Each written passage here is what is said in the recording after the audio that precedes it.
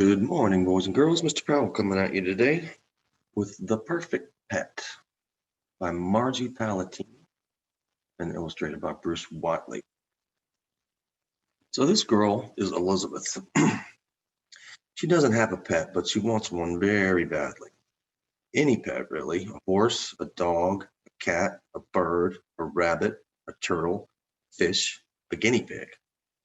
What do you think would be the perfect pet? Why do you think that? Let's think about that while we listen to the book. Problem is, Elizabeth's parents really don't want a pet.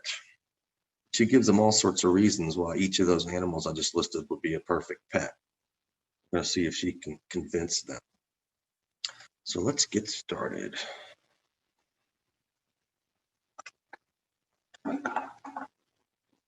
Elizabeth really wanted a pet. Her parents really did not. They gave her a plant instead. Mind you, it was a very good looking plant as cactus plants go, and it had quite a prickly sense of humor. Elizabeth named it Carolyn, which seemed to suit it just fine. It was absolutely no trouble, and it was a very good listener. Snuggling was a bit of a challenge. However, Elizabeth did manage a quick hug now and then.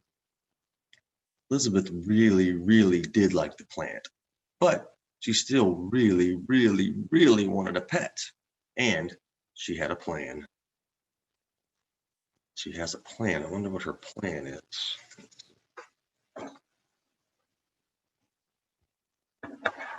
Element of surprise. So how about a horse? Huh? What? Who? Said her father. Who? What? Huh? Said her mother.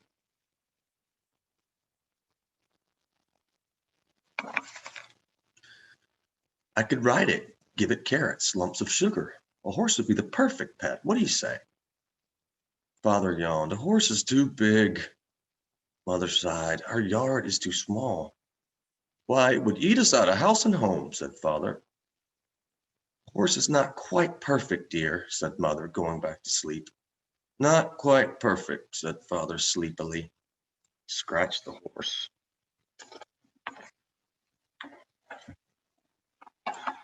Catch them off guard. What about a dog? Huh? What? Who? Said father as he stood in front of the mirror shaving. Who? What? Huh? Said mother, peeking from behind the shower curtain, dripping soapy water.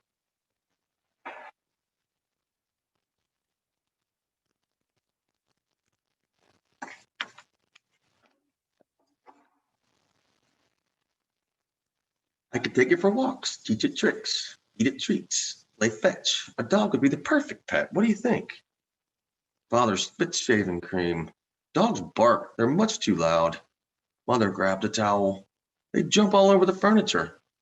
Dog is not quite perfect, Elizabeth, said father as he shaved. Not quite perfect, called mother from the shower. Forget Fido. So far she's tried surprising her parents with a horse and catching them off guard to ask for a dog as well. But her parents said no to both of those things, as you can see. So let's see what's next. The full stomach. Burp. You know what would hit the spot right about now? Asked Elizabeth. I'm thinking a cat. Huh? What? Who? Said father. Who? What? Huh? Said mother.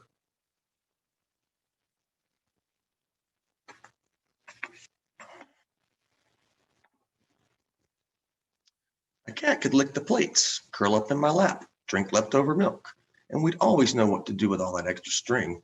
A cat would be the perfect pet. So, how about it? Father picked up the newspaper. Cat scratch. Mother cleared the table. Cat's shed all over. A cat is definitely not the perfect pet, said father. Achoo, I'm sneezing already, said mother. Cross off kitty.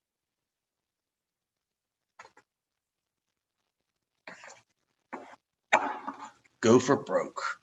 What about a bird? Bunny? Turtle? Fish? Guinea pig? Rat? Any? All? Take your pick, said Elizabeth. Her parents looked at each other. Nope, afraid not. Not quite. Too fishy. Don't even go there.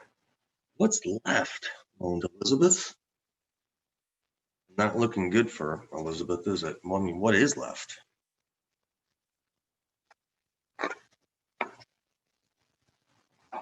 Doug. Elizabeth was thinking she would never, ever find the really, really, really perfect pet when, what do you know? She really, really did. In fact, she almost stepped on it. Right there on her rug, a bug. Elizabeth picked him up. She held him in her hand, looked him in the eyes. He wasn't too big.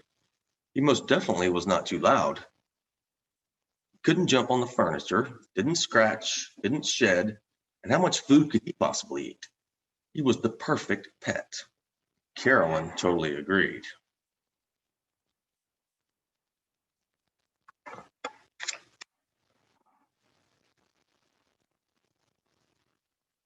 Snug. Doug moved right into the lovely house in the corner of Elizabeth's room. It had everything a bug could possibly want and more, including its very own cactus plant, as Carolyn was only a hop, skip, and a jump away. He truly enjoyed sunning himself in her stand. Of course, Elizabeth provided him with enough crumbs to satisfy any growing bug's appetite. There he is.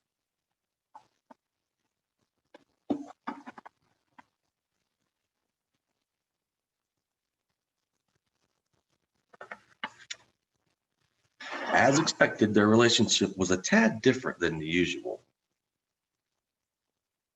Doug could not give Elizabeth a pony ride. She could not take him for a walk. He could not catch a ball or fetch, no matter how many times they practiced. And try as he might, Doug just couldn't get the hang of playing with string. But he was very helpful with homework. He always knew where to put a decimal or a period. And he loved snuggling up with Elizabeth each night for a story. What more could you ask? It was perfect. You can see it right there.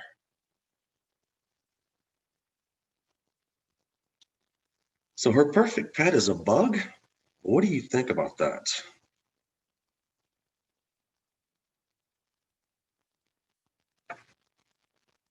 Unsnugged. With all those crumbs and plenty of sun, Doug grew by leaps and bounds. He was one big healthy bug and then some. The only trouble really came one Saturday morning, many weeks later. Elizabeth's mother came into her bedroom to get the laundry and there's a bug in that bed, she screamed. He's just chilling right here, as you can see.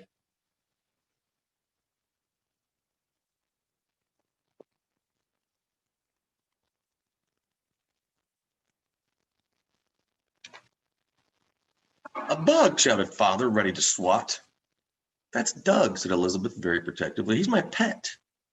Her parents looked at each other. Pet? Pet, said Elizabeth, just like you wanted. He's not big like a horse. He isn't loud like a dog. He doesn't jump on furniture, scratch, or shed. And he hardly eats a thing. But a bug? Asked father. A bug, repeated mother. Doug, said Elizabeth, and he's perfect. So I wonder if her parents are going to accept Doug. Look how big he is now.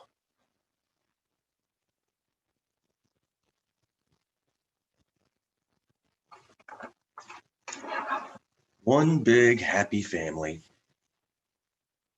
Think we should have said yes to the dog? Whispered father to mother. Mother shrugged. I don't know. We have more room on the couch with the bug. Elizabeth smiled and tossed Doug a piece of popcorn.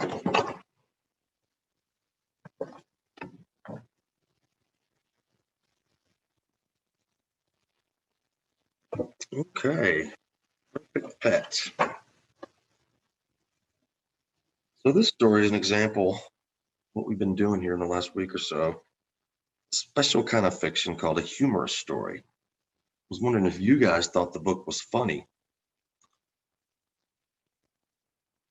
So based on what you read and saw in the book, how would you describe Elizabeth? Do you know anybody like her, or are you like her? Is she someone you'd like to know in real life? What is Elizabeth's problem in this book? And what's the solution? What is the author's message in this book? Think about that. I mean, it's about a bug, but it could be about a couple other things too. So discuss that. I'm going to turn it back over to your teacher now. I hope you have an awesome day, and I will see you soon.